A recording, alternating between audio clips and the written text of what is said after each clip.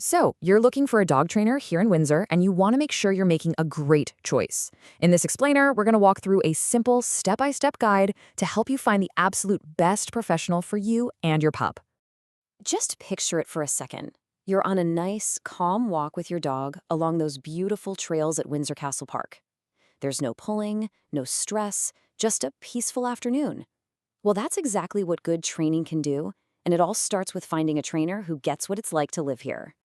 All right, here's our game plan. We'll kick things off with what to look for in a good trainer, then we'll get into the different training formats and break down the costs.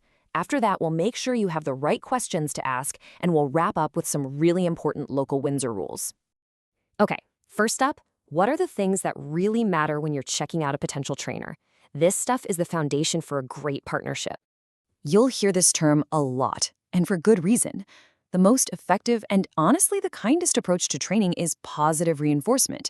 So instead of using force, it's all about rewarding the behaviors you want to see, with treats, praise, or toys. It really builds a trusting bond with your dog, which is just perfect for being a good neighbor in our community. Now, here's an interesting thing. Virginia doesn't actually require trainers to have a license. That's why certifications are such a good signal of professionalism. Looking for credentials like CPD-TKA means the trainer has put in the work. They've studied animal behavior and passed some tough exams. It just shows they're serious about what they do. All right, next up, let's talk about the different ways training is offered.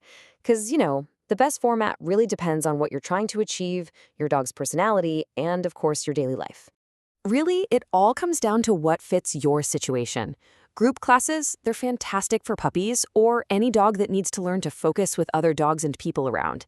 Think of it like a controlled version of a busy day downtown. But private lessons are perfect for tackling those issues that happen right in your home, like jumping on guests or that mad dash for the door. Okay, let's talk about the investment. Getting a feel for the typical cost of training here in the Windsor and Isle of Wight area helps you plan your budget and really see the value in what you're getting.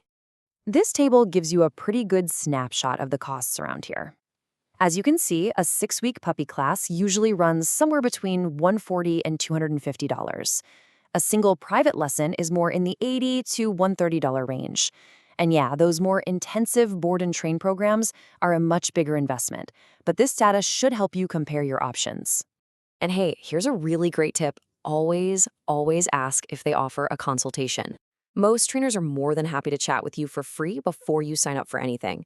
It's the perfect, no-pressure way to see if you click with them before making a commitment. So, you've got that consultation on the calendar. Awesome. Now you want to be prepared, right? Knowing what to ask is how you turn a quick chat into a really useful interview.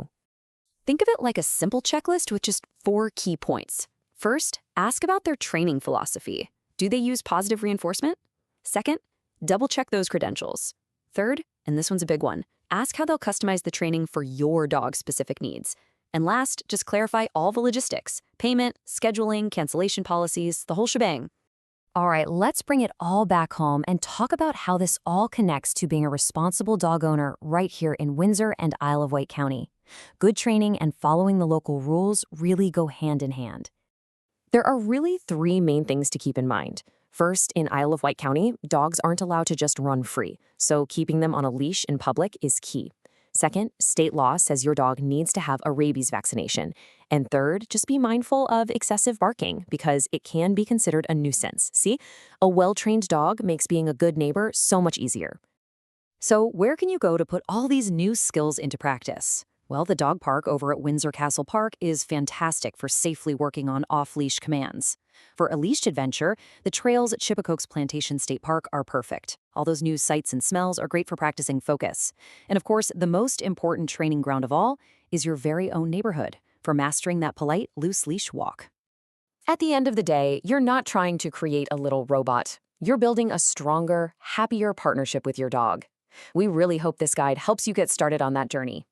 A well-trained dog is a more confident and joyful companion, ready to enjoy everything our town has to offer with you, from a quiet evening at home to friendly hellos on your walks. Good luck.